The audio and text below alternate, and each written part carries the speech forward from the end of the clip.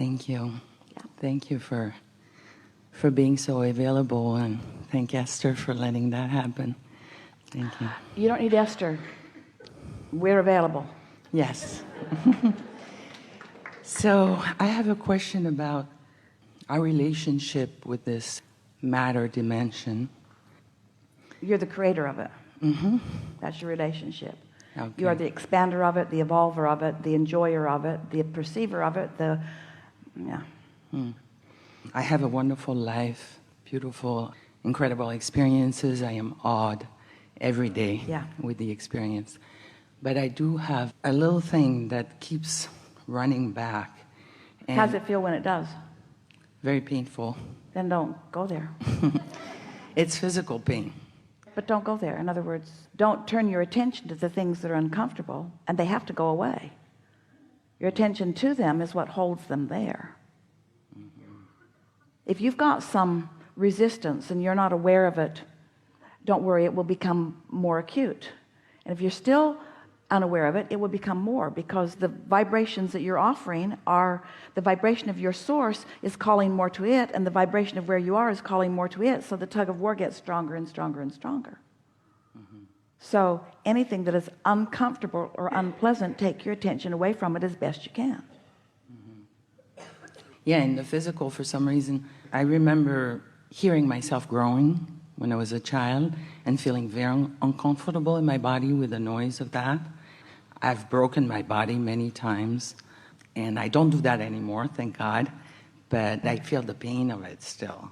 So how would you nudge someone? It feels to you like we're talking about something different than what we're really talking about. And this is going to make perfect sense to you.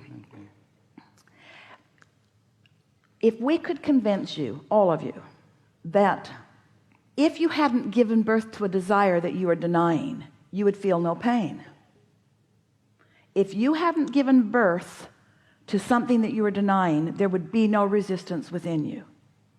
So pain is evidence of desire that you're resisting.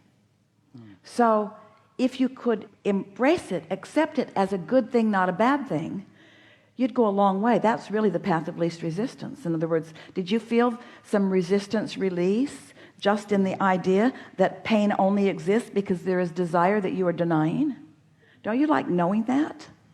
If you hadn't launched a rocket of desire again and again and again and again and again and again and again and again and again, and if the source within you was not standing in the knowledge, in the beingness of all of that, then your denying it couldn't happen if source wasn't standing there. So the very pain you feel, whether it's emotional pain or physical pain, the very pain you feel every single time is an indication of the greater part of you standing in a place that right now you're not letting yourself stand. So revel in where the greater part of you is standing, and it dissipates. But comparing yourself to where the inner being part of you stands, that's your painful place. We've been talking a lot about that today, even as we were talking about the steps. There's this belief that you've picked up along your physical trail that goes something like, I've got to be where I am, and I've got to admit why I'm here, and I've got to explain how I got here, and I've got to explain how long I've been here, and I've got to compare myself to everybody else and where they are. And we say, blah, blah, blah, blah, blah. You've missed the whole point. None of that is what you intended, you see. That's interesting. It just cleared in me, because sometimes I feel I'm going too fast. Take it from Esther. When she's driving, you only ever feel like you're going too fast if there's somebody in your way. And you're the only one who can ever be in your way. Okay, because I love what my body allows me to experience. Yes. I love it. Yeah. And so I guess I... The other thing we want to say is that when you have something that you're experiencing in the moment, there is this desire, or sometimes need, to explain how you got there. And if you could give that up, it would really serve you.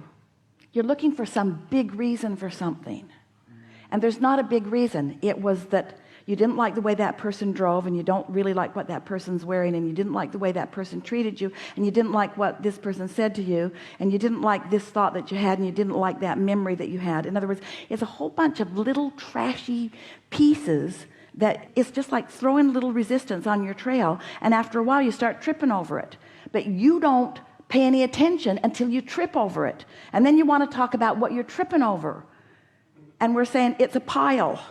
You're tripping over a pile that had a lot of little pieces in it. And if you'll stop throwing the little pieces on the trail, they'll stop being a pile that you trip over. But humans just want to talk about the pile. Well, let's assign a name to the pile. Let's give it a diagnosis, or let's give it a person that's doing me wrong. You get what we're talking about? It's just all the little pieces that you've been throwing on all day, every day. And they weren't big, so you didn't feel them very strong, so you just kept throwing them on until they piled up. And after they piled up, then you tripped over them. Then you noticed them, you see. Yeah. Our friend was talking earlier about clearing the path, or cleaning it up, or clarifying, and we've talked about things like that through the years. But today what we want to say is, rather than worrying about cleaning it up, just don't continue to add to the pile, because if you stop adding to the pile, it will dissipate, because it's a fresh pile every day. You're not bringing it. It went away while you slept. It went away while you slept. You recreate it every day. You go to work, stuff on the trail. Watch television, stuff on the trail. Watch that movie that terrified you, stuff all over the trail. Something in the movie reminded you of love gone bad, stuff on the trail. Then you trip over it and you say, oh, what is the meaning of this pile of crap?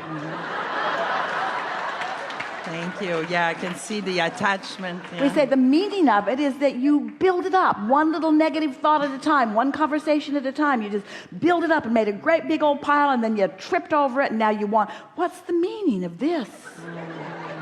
The meaning of it is, don't keep doing it.